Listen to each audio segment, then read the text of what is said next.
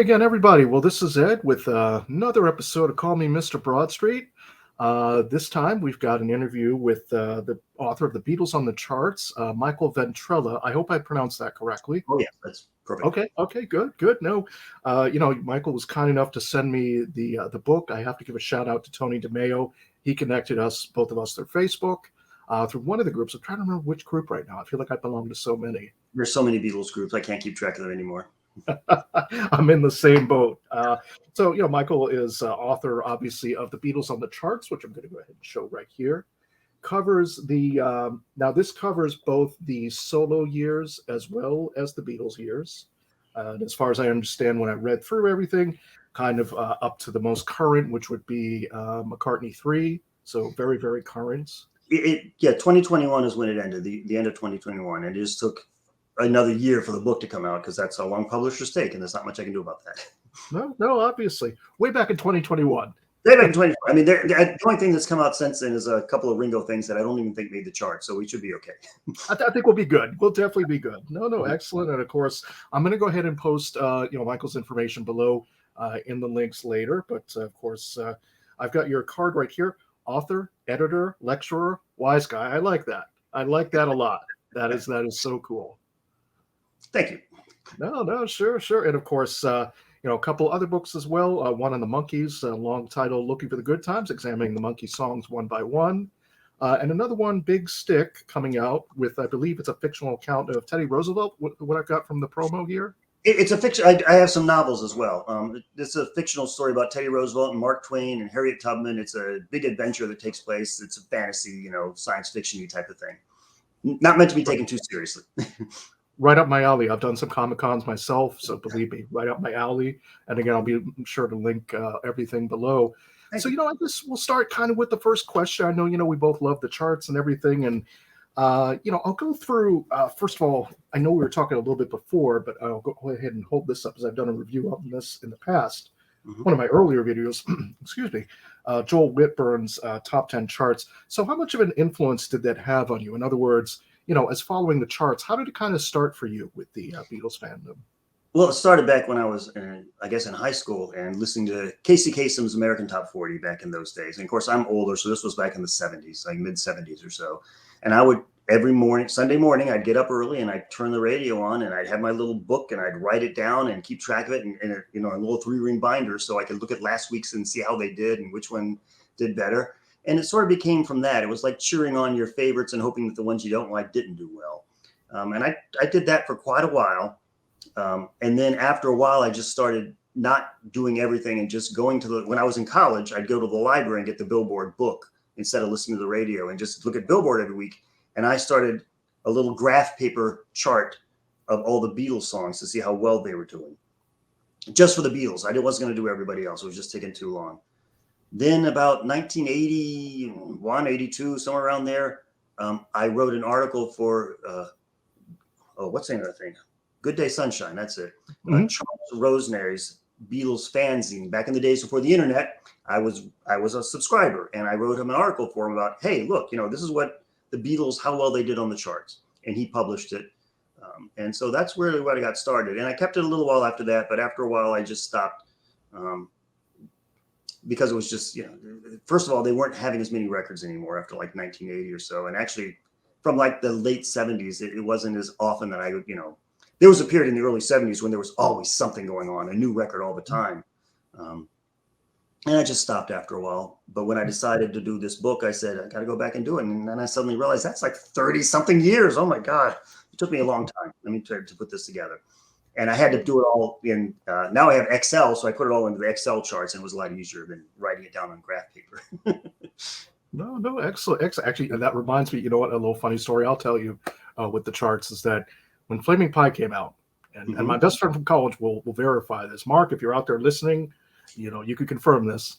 I did the same thing with graph paper, except I was doing Paul's solo album. So from 1970 to about, Flaming Pie, just, handwritten on a graph.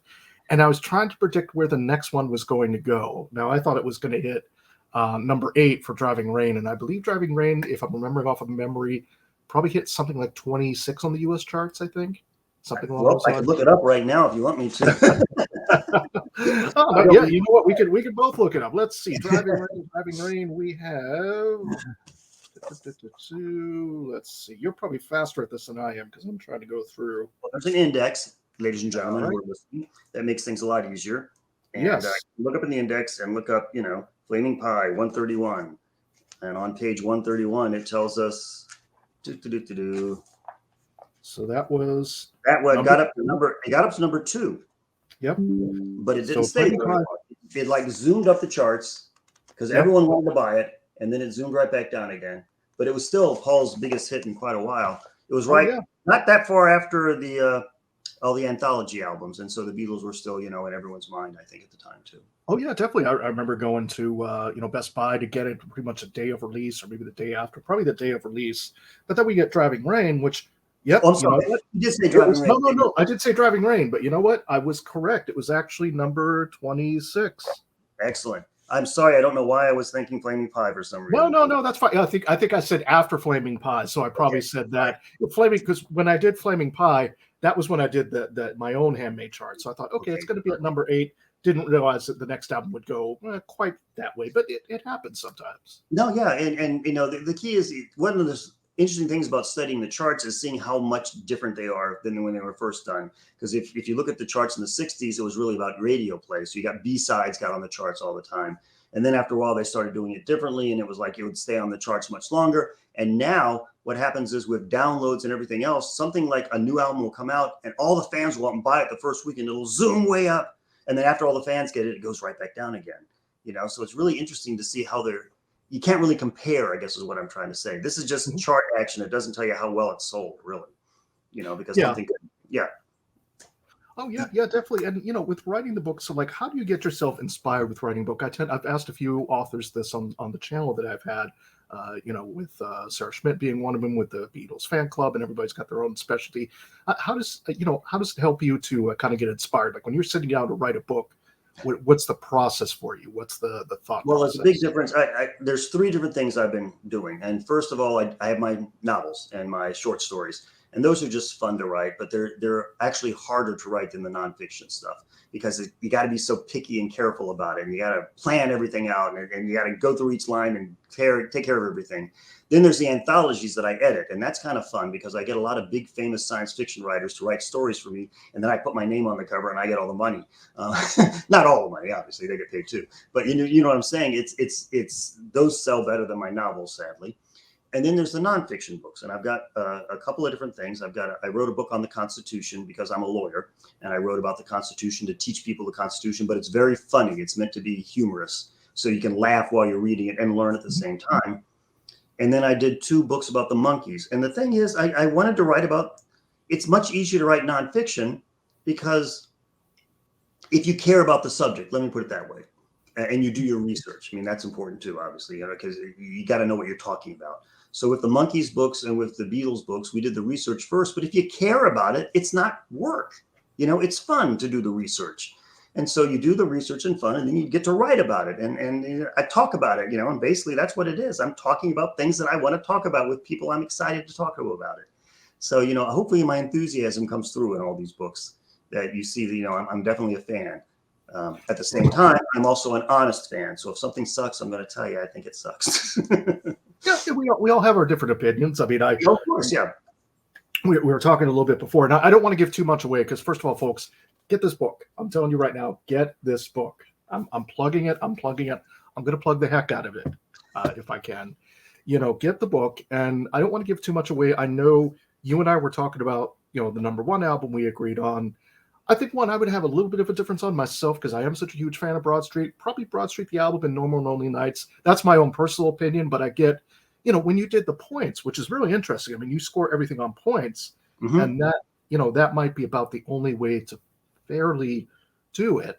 Right. Because how did you come up with some of the point system? Like, what are some of the criteria you use for that? Well, the points, it's not my opinion at all. The points have to do with how well it did on the chart. So if a song was number 1, it got 100 points, and if it was number 100, it got 1 point. So the longer it stayed on the chart and the higher it got, the more points it got. Now, what Billboard does when they do their end of the year thing is that they also give an extra 100 points to the top number 1. So if you're number 1, you have 200 points instead of 100 points. That didn't seem fair to me, so I didn't do that. because to me, just because you're number one doesn't mean you might have only sold one more copy than the one that was number two. Do you know what I mean? And there's some Beatles songs that made it to number two, and I don't want to take away their credit by giving other ones number one. So to me, I didn't do that. Now, if I had done that, we would have had the charts would have looked very different. For instance, some of the early Beatles songs zoomed up the charts, stayed at number one for like 3 or 4 weeks, and then zoomed back down again. And their score is not very high because they were only in the charts for like 10 weeks. I think Can't Buy Me Love was only on the charts for 10 weeks. 5 of those were at number one. It's like, half of its time it was at number one. If I had given it the extra credit, it would have been much higher on this book's chart, this book's list. And maybe I should have done that. I don't know. I had a big argument with Ken about that, by the way, because he thought I should. So things. But then again, this is not science. And when people read the book, they got to realize it's just a fun thing to look at. And, it's very hard to compare songs in the 90s from songs in the 60s as how well they did based on the chart. Let's put it that way. And if you don't like the way I did it, well, all the information's in the back. You can make your own charts. All the research is there. Seriously, I put every chart in there. No. I'm laughing out of joy because, it really, you've done your homework. When I look at this. In the back of the book, I actually list the chart. You can go through week by week and see where your favorite album and singles were doing and how well they were competing against other ones. And what's fun is seeing how many Beatles songs are on the charts at the same time, competing against each other. Oh, yeah. 1984, I'm looking at Say, Say, Say, Nobody Told Me. Quite a few of the, I'm assuming the CD issues, the first CD issues from Japan or something like that, I think. And then no, only the American charts, only the American albums are listed on this. The Billboard only does American stuff. Oh, okay. Okay, yeah. So which is also confusing because when people read this, they'll see something, they'll see the chart and they'll go, how come Please Please Me is so low? Well, the reason Please Please Me, the album, is so low on our chart is because it was never released as an album in America.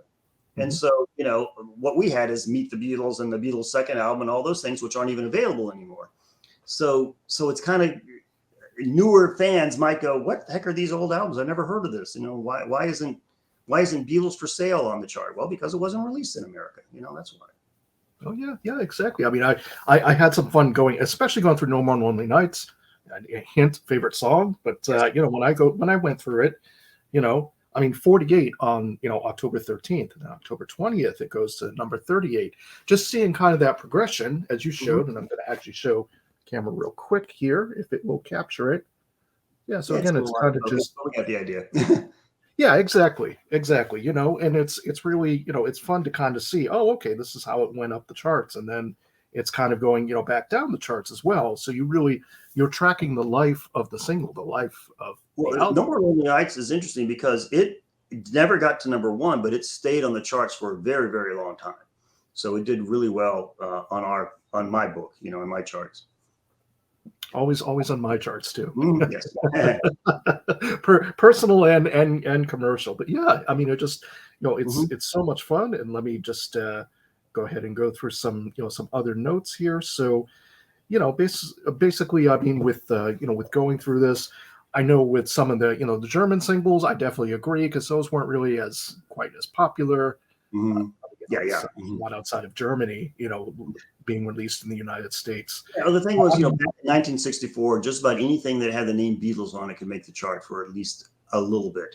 And so when they released "Come Give Me Your Dying Hand," it did make the charts, although not for a very long time, which is always fun to see. Yeah. Oh yeah, definitely. Well, I got a few other questions here. So first of all, what are some of your favorite Beatles solo singles that you've heard over the years? Oh my gosh, you're trying to narrow me down.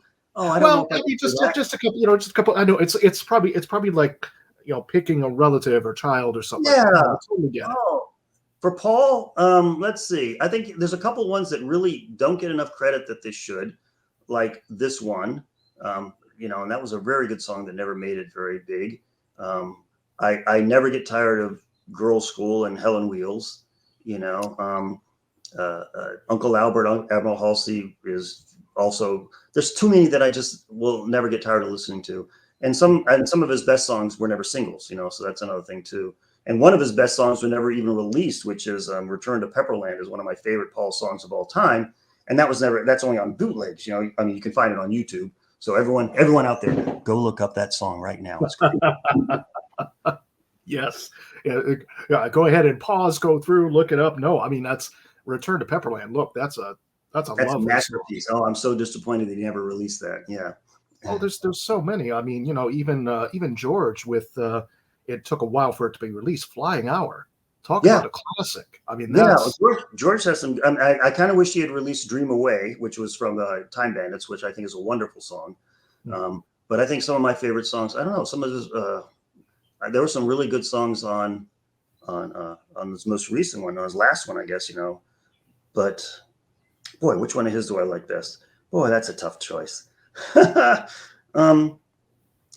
think I kind of like the later ones. I think my favorite is probably.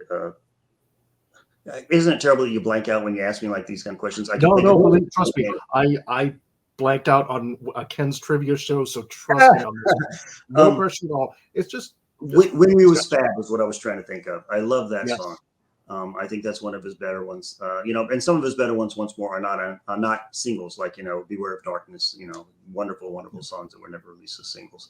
As far as Ringo goes, some of his best music, in my opinion, were the ones that he did with Mark Hudson.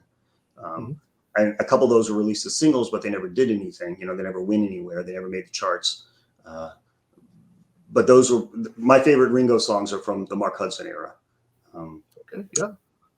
And as far as John, once more, I think some of John's best stuff has not necessarily been released as singles. I think "Jealous Guy" is one of the better songs. That was released as a single after he died, but that wasn't ever released as a single during his lifetime years ago. And thanked him very much. And I also gave him an autographed copy of this book to thank him. I thank him in the introduction as well. So that started. And then, of course, I had the ones I had kept myself for a while. So I had 30 years to catch up on, but there wasn't as many, of course. So it went somewhat quicker. Still, I had to go through each Billboard chart. Nowadays, it's online, so that made it a little easier. And I just went down and looked for the Beatles. And hopefully I didn't miss anything, but it's possible I might have. I hope I didn't.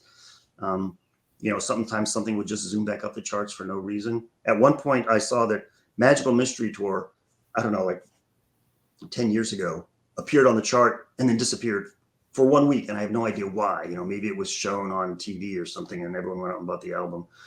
But I hope I caught everything. How long it took, I don't know. The writing didn't take that long because I loved writing about the Beatles.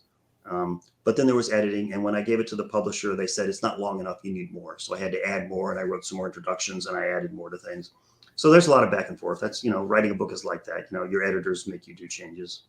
I'm used to it. Oh, yeah. No, definitely. And, just, I mean, to me, I really can't think of anything you missed. I mean, just going through this, you've got, you've got the, and I love the CD challenge, by the way, because as I'm looking through that, I mean, you're doing, Beatles challenge, you're trying my to. CD challenge is I picked 100 for those who are listening. I picked the 100 best Beatles songs. By best, I mean best known, not necessarily my 100 favorite. But if I was to make an album called the Beatles 100, they already have an album called Beatles 1. I figured if I did that, it'd be a 4 CD set.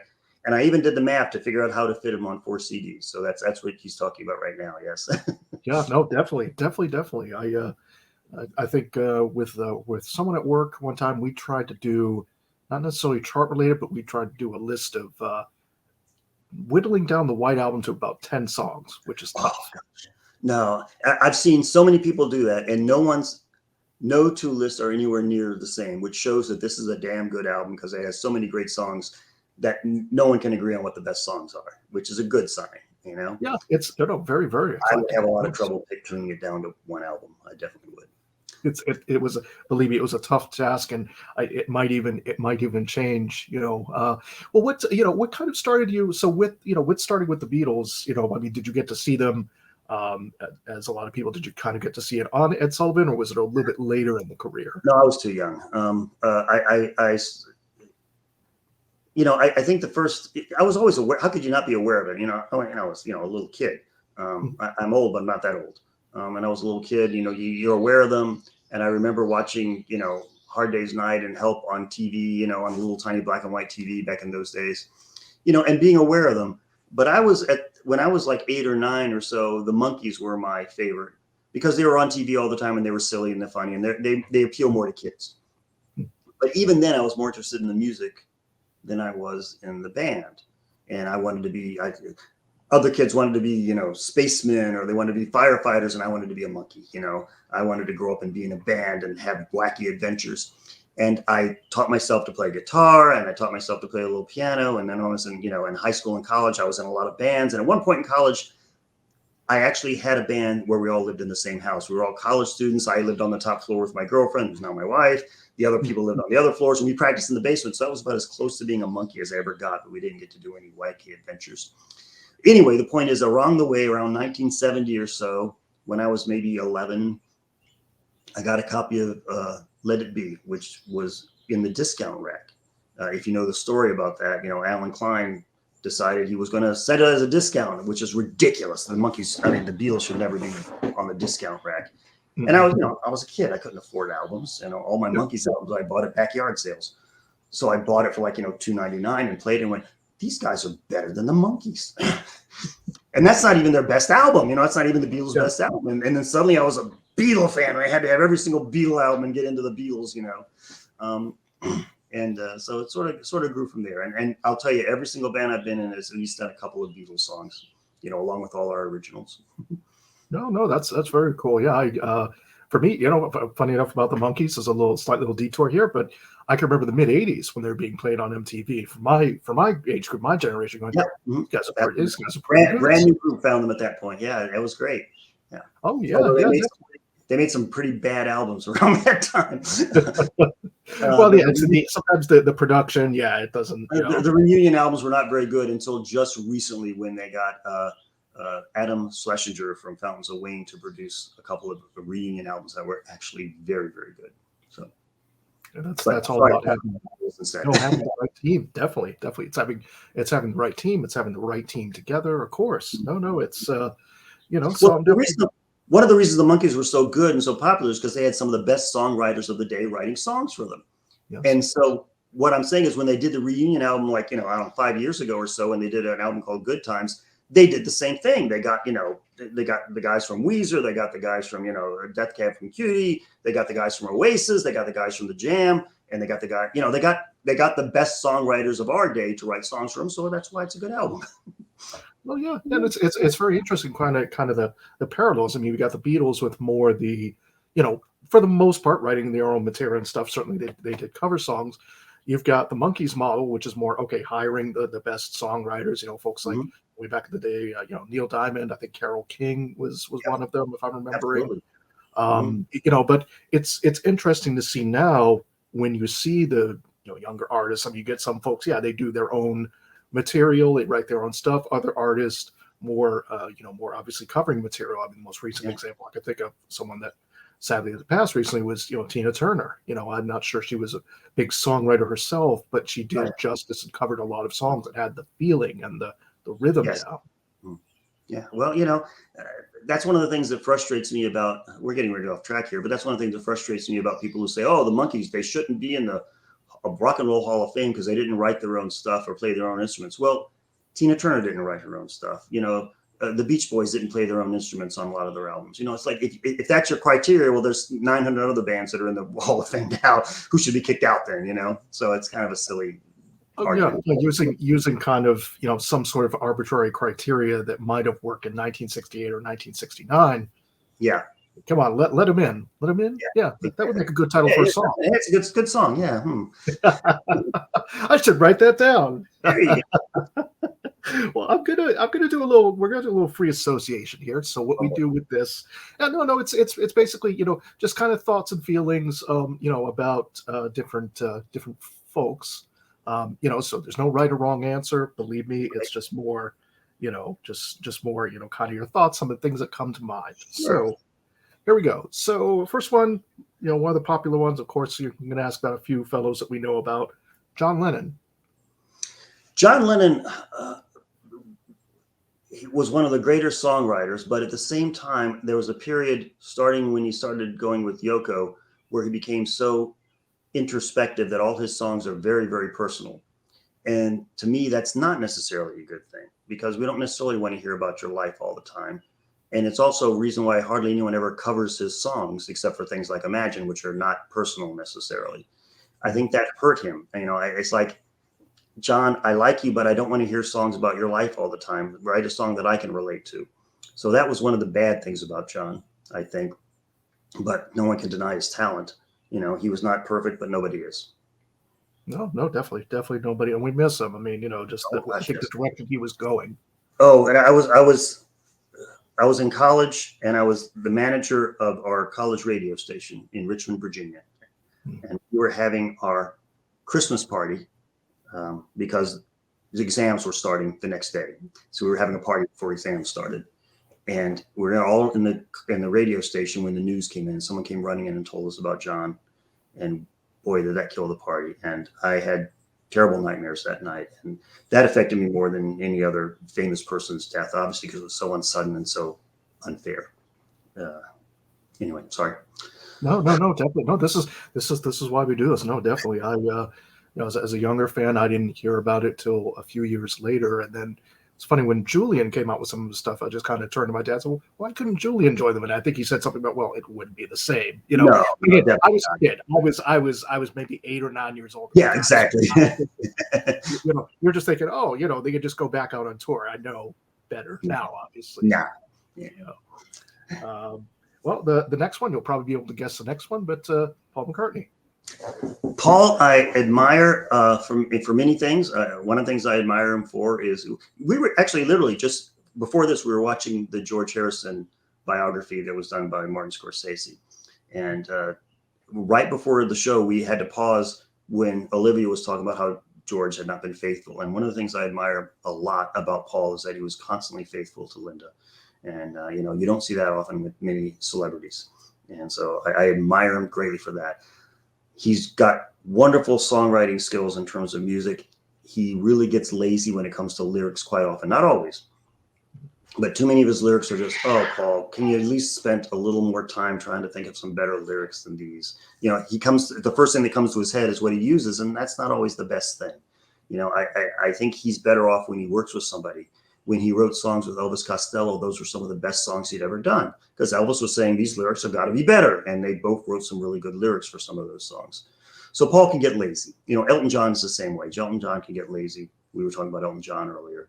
He just whips the songs out because they come too easy for him. And sometimes you have to suffer a little bit. You have to do your work. So that's my thought about Paul just in general. I think Paul is still my favorite Beatle, though, just because his music appeals to me more than John's does. Although there are some John songs that just blow Paul away, so it's not all one-sided, obviously. Oh yeah, yeah. No, I mean my favorite as well, but I can certainly appreciate the criticism of it. I think I can think of one example. She's given up talking. No, it would have been better as an instrumental in my view. I think the lyrics in that one. Yeah, I actually like that one because the reason I like it is because it's not just a standard love song, and there's actually a story behind it. It's not the most captivating story, but no, to me the dumb ones are like come on people, let's all get together and be happy. It's like I could have written that when I was 12. Come on, give me something a little more insightful. I enjoy that one, but that's the beauty. You know what? I think difference of opinion, which makes the whole world go around. Well, She's giving up talking. Don't say a word. Not a dicky bird. I'm like, what are you saying, man? And maybe it probably means something more across the pond, obviously, yes, than it does. here. I'm sure with that, but look I'm it like, up. nah, man, I would have scrapped that one totally. My opinion, but yeah, no, of course. I'm just in general. That's my problem with Paul. Sometimes I'll listen to his thing, and go, but then he'll come along, like despite repeated warnings, on one of his more recent albums, that was good lyrics. He actually spent some time and wrote something, Yeah. Yeah, no, definitely. Well, you were going a little bit into the next one with George Harrison. Mm-hmm. George can write some really good songs, and he can write some really boring songs. I don't like him preaching at me, but a lot of people will say that. I just want to hear some good music. Some of his best stuff, once more, was when he had producers, which I think I sort of was hinted at that with Paul too. When you work with somebody else who can sit and say, "No, we need to make this better," I think it works better. Some of Paul's best albums are when he had other people producing them, for instance. So when George got, did Traveling Wilburys, in that era where he had someone else going, let's change this, let's do this thing. I think he got a lot better. There are some of his albums that I just sort of skip over some of the songs because they just aren't that great. But then some genius thing will pop up and I go, wow, this is wonderful. So no, he's got some talent. That's for sure.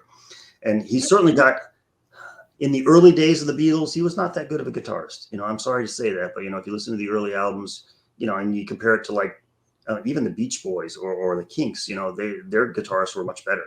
And then suddenly, all of a sudden, around the White Album, is like, where did this guitarist come from? I would almost think there'd be George is dead and was replaced by another person instead of Paul was dead, because there was just such a difference. And his guitar work on Abbey Road is amazing, and after that, it was like, wow, suddenly he just became good. Anyway, if you practice, see, kids, if you practice hard enough, that's right. You're gonna guess the next one, of course, but Ringo Starr. Ringo would be the Beatle I would most like to sit down and have dinner with. I think he'd be a much more interesting conversationalist. I think he'd be a wonderful person to talk to. He always seemed like the nicest guy and the luckiest guy in the world, and he admits it. He seems very friendly. His music, like I said earlier, I think his best music was when he was with Mark Hudson from the Hudson Brothers, who produced and wrote a lot of the songs for Ringo. And I think that was the most creative period. One thing I like about Ringo, actually, which is fun, is he knows who he is. And on almost every album, there's at least one song talking about the Beatles. It might be hidden, but it might be about his past. He writes a song about, Rory and the Hurricanes or Liverpool 8, and he talks about the Beatles. And that's kind of fun, to acknowledge it. And he's also an amazing drummer, because you listen to the Decca tapes and then suddenly Ringo comes along, and boy, what a difference. He just was right to be in that band. If they had Pete Best, they would not have been anywhere near as good. Yeah. And I mean, I'll say that, having met Pete Best at one of the conventions, one of the nicest, nice guy. Yeah. Absolutely, absolutely thank him for being part of the story. But yeah, it's a different chemistry versus Ringo is the last puzzle piece that fits the four wheels of the car. Well, the other reason the Beatles were so popular is because they had such great personalities that worked so well, and they had great senses of humor, and Ringo fit where Pete did not. Ringo was one of them. He really fit right in. Oh yeah, definitely, 100%. And we'll go into a few, kind of a few songs and records. So just some, just some random, well, not so much random ones, but maybe some favorites I might have, you may not have, but you know what? Okay. We'll go through. One of them I'm going to start off with, actually not on the list, as we were talking about Ringo.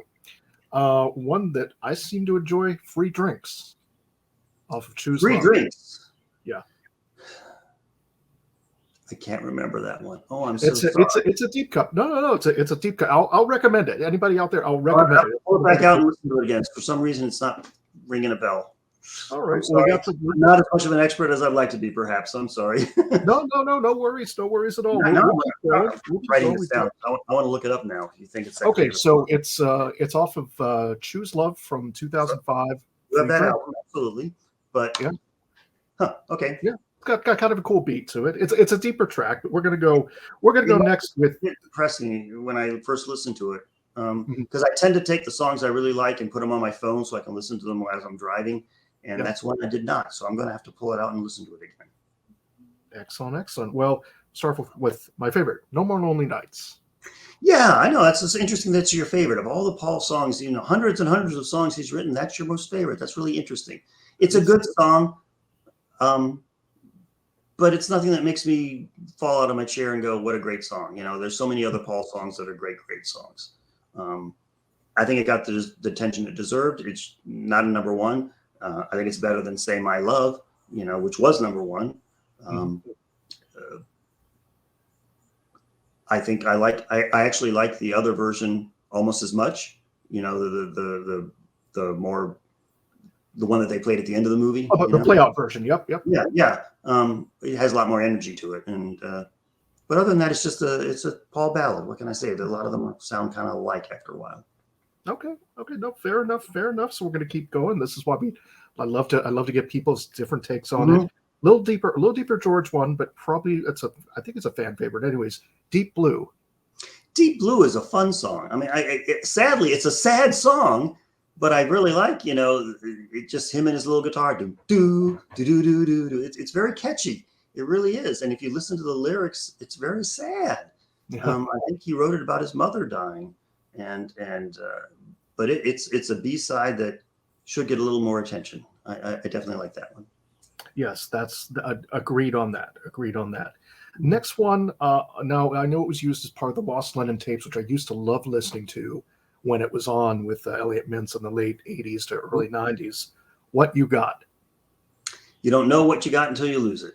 Yep. That was one of those that we used to jam on when I was in a band when that album came out. We never played it live though. We just had fun playing on it.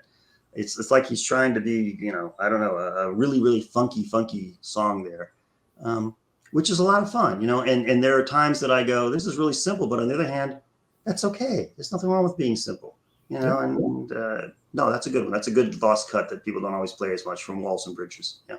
Definitely underrated album too. So Yes. and actually, I'll go a little bit off topic from the list here, but like when you were in the band, like what style of music would you? I mean, I guess obviously besides Beatles, what type of style of music would you tend to gravitate? Well, when I was in high school, we had a top 40 band, so we'd play whatever hits were popular.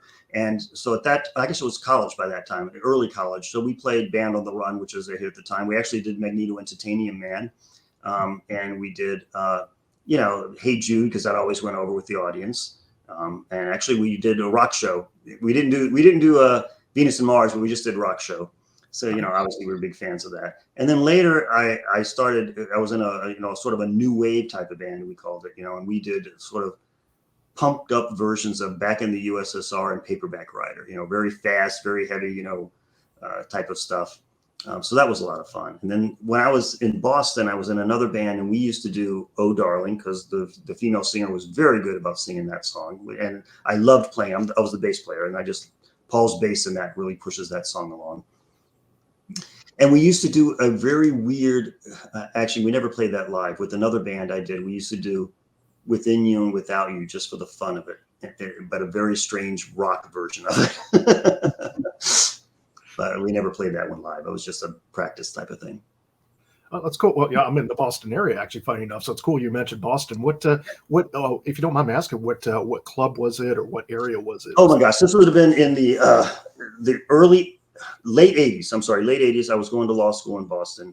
I was in a band called Agent 99. And we actually got some radio play with our hit called Meet Me in the Fallout Shelter. But we never made it big, unfortunately. And we played, Jumbos and TT the Bears and the Rat Skeller, which is, most of those aren't even here anymore, I'm sure. I can't remember all the names of the places we played, but we were pretty popular. We did pretty well for a while, and then basically broke up because the drummer was an alcoholic and I couldn't stand it, and I said I'm quitting, and the band sort of fell apart after that. Sadly, the drummer was the boyfriend of the lead singer. So if he left, she left. And that's sort of killed everything. But you never know. Remember the band Till Tuesday?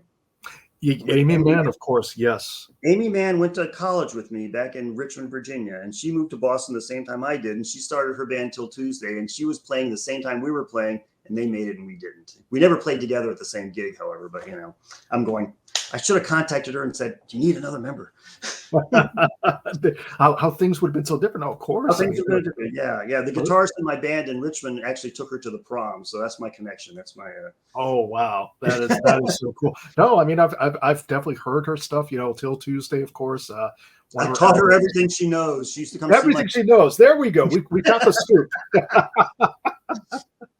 I love it. Oh my gosh.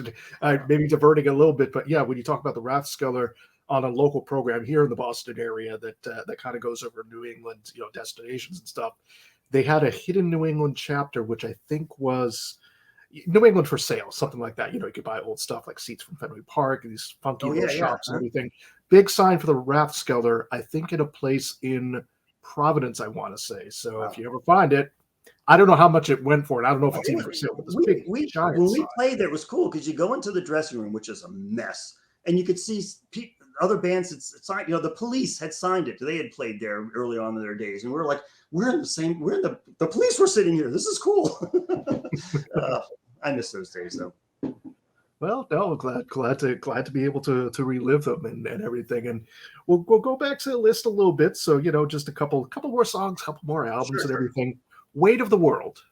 Oh, that entire album is great, and it is sad that it never made the chart. And I think it scared everybody away. But the Weight of the World um, has some. It's one of Ringo's best albums. Let's put it that way.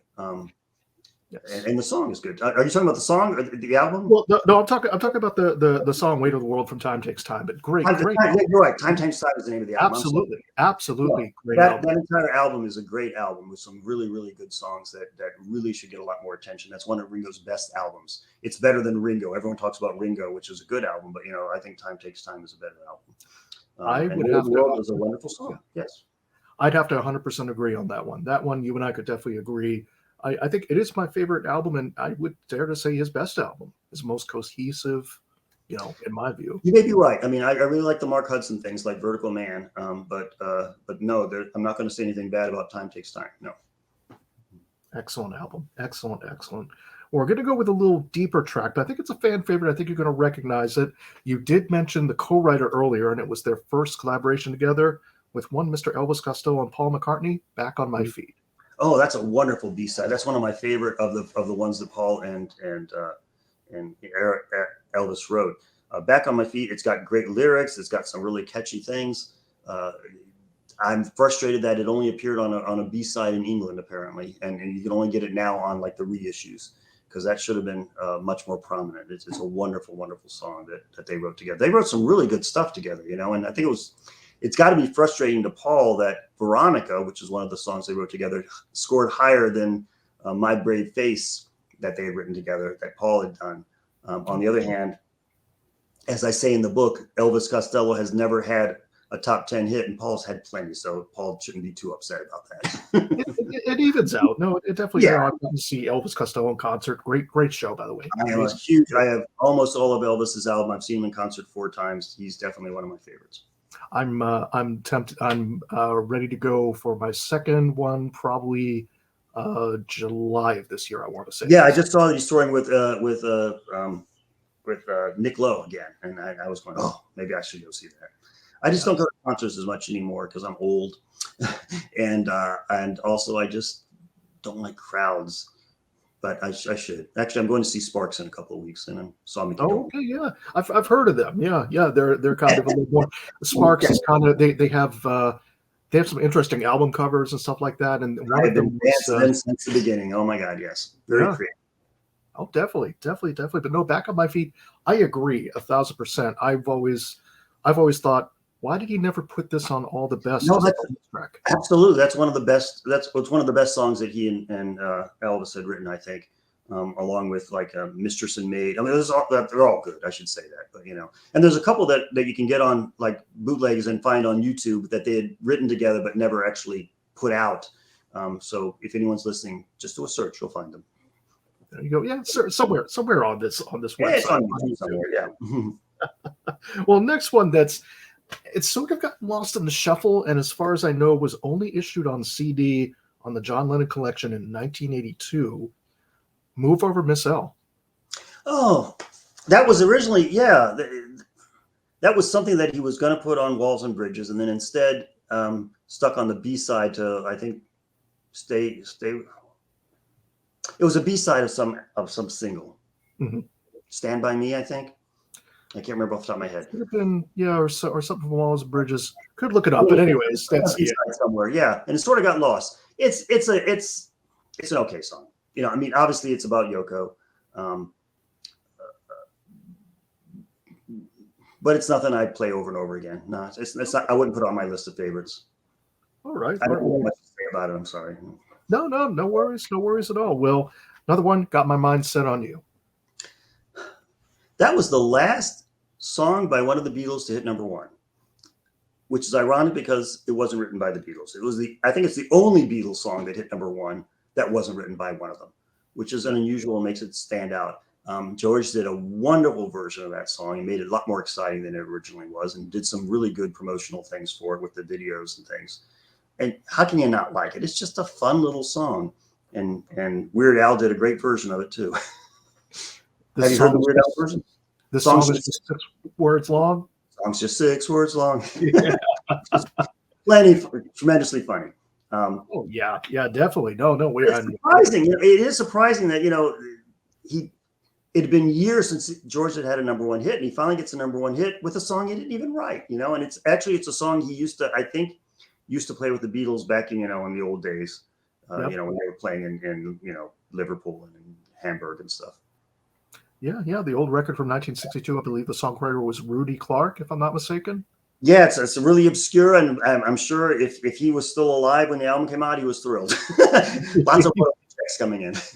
Oh yeah, yeah. No, and it surprised me too because I didn't find out about that till years later. At first, you're thinking, oh, it's a George song, but you Right, don't know yeah. what you don't know. Yeah. Well, we're gonna go with Ringo's last top 40 as finishing off the singles. Rack My Brain. That was one written by George, and I think that's a very, very good song. I like it a lot, and I'm glad it hit the charts at least somewhat. It's a very clever song. George is writing about his frustration with writing hits, honestly, and I made comments about that in the book a little bit. No, it's a clever little Ringo song. I wouldn't put it on my top 10 of favorite Ringo songs, but it's certainly listenable, and I certainly have it on my phone to listen to when I'm driving. So it's not something I set aside. No, nice bouncy beat to it. Oh Definitely, yeah. definitely. 100%. I'll just a couple records that we didn't get to talk about real quick. Walls and Bridges. With some of your feelings on that one? I think Walls and Bridges is probably John's most accessible album. It wasn't a lot of preaching. The songs were catchy and top 40-ish. And I think he was trying his best to make a hit record, and he succeeded. I like Mind Games a lot for that same reason. He was trying to be very. After Sometime in New York City bombed, I think he said, "I've got to write hit songs again," and I think that's what was in his mind. And then with Walls and Bridges, without Yoko being there, the political influence wasn't as strong, and I think he was trying to once more let's do some hits. As much as people talk about his lost weekend, lost in when he was away from Yoko, that was probably one of his most creative times ever. In terms of the albums he put out and the songs he produced and wrote with people. I mean, he did, the stuff with Elton John. He did, Lucy in the Sky with Diamonds, Elton John's remake. He did an album for Harry Nilsson. He did the rock and roll album. He did Walls and Bridges. I'm sure there's other things he did during that time I'm forgetting, but it was just like a very, very creative time for him and very successful as far as I'm concerned musically. Oh yeah, yeah, and we also from that result we get not the last meeting, but the last at least photo that surfaced so far of John and Paul together, I believe from 1974 sometime. Yeah. I mean, it's like things were coming together at that point, and it would have been interesting to see if he had stayed away from Yoko, what might have happened. What the next, if you would have kept going in that direction. I mean, there were some bad things during that period too, in terms of drugs and that kind of problem, obviously. Oh, yeah. And too much drinking and all the other stuff, hanging out with Nilsson and all that crowd, and Mickey Dolenz and Alice Cooper and the Hollywood vampires, as they called themselves. Yes. So they were a bad influence on him in that sense, but otherwise he, a lot of good stuff came out of that era. Yeah, it's the creativity versus the substances. I mean, that's a tale as old as time, not just to rock stars or movie stars. I mean, go back to ancient times, I'm sure, or actors in plays from hundreds of years ago. Let's see, Time Takes Time, whatever. Oh, here we go. I think an underrated one in my view, at least for me, but I just want to get your take on it. George Harrison 1979 album. Oh yeah, that's a very good one. I mean, he came back and did some really good stuff on that album. There's some things that are kind of slow and boring, but it was a good comeback album, I think. I would definitely put that up in my top 5 of George's albums, definitely. But it wouldn't make my #1 album of George's, I don't think. So I think my #1 favorite George album is probably 33 1/3 for some reason. I'm not sure why. There's almost no songs on there I don't like, and I think it goes well. I think if I had cut All Things Must Pass down to one album, I think that would be my favorite one. Mm-hmm. Except I don't like the production much. I don't like the Spectre sound. So kind of that wall of sound doesn't really. No, when I heard they were going to redo it a couple of years ago, I thought, oh great, they're going to unspectre it, but they didn't. They just remixed it, and it sounds better, but it's still muddy. I don't like that kind of 3 basses and 17 keyboards, and it's like, no, just I want to be able to hear the instruments. Well, yeah, speaking of that, I think my go-to of What Is Life, my go-to version now, not the single version itself, though I mean, I enjoy it. It's a hit single, everything like that. There's a demo take, or I think a take 3 or something like that was part of the 50th anniversary box set. Absolutely love it. I love just the kind of the rawness of the vocals, and that is a bit more stripped down. I'll have to check that out. I'm sure it's on YouTube somewhere. Yeah, no, I'll definitely, I'll send you the link after this. Trust me. I'm writing down my thing. I got free drinks and. What were we talking about again? What Is Life? Yeah, there we go. What Is Life? I want to say it's take 3, if I'm not mistaken. But I will double check that. Thank you. I'll definitely double. Oh no, I'm a big Beatles fan, but I'm not one of those people who knows every single song backwards and forwards and can, So forgive me if a couple things slip by me. Generally speaking, if I hear something I really like, I'll keep it. And if I listen to the album a couple times and nothing really stands out, I sort of put it aside and then I forget about it. And so you don't apologize. Believe me, that happens to all of us. There's plenty of stuff that's fallen, that for me, that's probably fallen through the cracks, that you listen to it, like you said, and then you put it on the shelf. You're like, okay, I've got it. It's there. It exists. Yeah. It's pull it out again. Yeah. I mean, I don't need to listen to Revolution 9 again, for instance. No, I think we're all good on that one. Yeah. Definitely. Well, I'm gonna, I guess we'll go ahead and start wrapping it up here. But first of all, Michael, again, thank you so much for being on. Besides the links that I'm going to put below, where can people find you? Where are some of the sites, everything like that? The best thing is michaelaventrella.com, because if you go to that and that'll be a link to all my books. There's also links to interviews I've done with other writers and editors. And there's also, if you want, there's links to some music clips from some of the bands I've been in, just in case you want to listen to some of that stuff. But that's the best way to catch me. And then on Facebook, I'm not hard to find. There aren't that many Michael A. Ventrellas out there. Yeah, I will tell you one thing, though. This is an interesting little bit. Yep. About 10 years ago, there was a TV show called The World's Biggest Loser, where they get people who are way overweight and they try to bring them down, and whoever loses the most weight and stays healthy wins. Mm-hmm. And the winner was a guy named Michael Ventrella. Wow. Not me. No, right. Do a search and you see Michael A. Ventrella, Biggest Loser. That's not me. So everybody out there, make sure it's the right information, and I am going to link to the right information. Yes. Right, Michael Ventrella, not the other one. We're talking to the cool one here, so that's thank you. Yes, thank you. Yeah, there we go. The one that's written a book. As I said, pick this up. I'm telling you, folks, you won't be disappointed. I love the chart detail. Everything. You're listing the weeks on the chart. And I think it's a lot of good conversation starters. Yeah. Lots of pictures. Every single entry has a picture of the album cover or the single. Yes. I went to a lot of detail here, and I'm very proud of the publishers. Did a great job of laying it out and putting it together. No, as you should be. And all the hard work and everything that you put into it, especially, adding to the library of the Beatles fandom and the solo Beatles fandom. Well, I always wanted to write a book about the Beatles, and there's 9 billion of them. What could I possibly write that no one else has written? And suddenly I went, there was that article from, Good Day Sunshine all those years ago. And that's basically how the idea came about. And so I'm happy there's no other book like it. Excellent. Well, we'll go ahead and leave it there, folks. First of all, again, thank you, Michael, so much for being on. I really appreciate your time. If everybody's enjoying the content, please just make sure to give a thumbs up, like, and subscribe. And, we'll go ahead and post all the links for Michael. And there we go. And we'll go ahead and see everybody next time. Michael, thank you so much. Thank you for having me. No, a pleasure. We'll see everybody in the next video.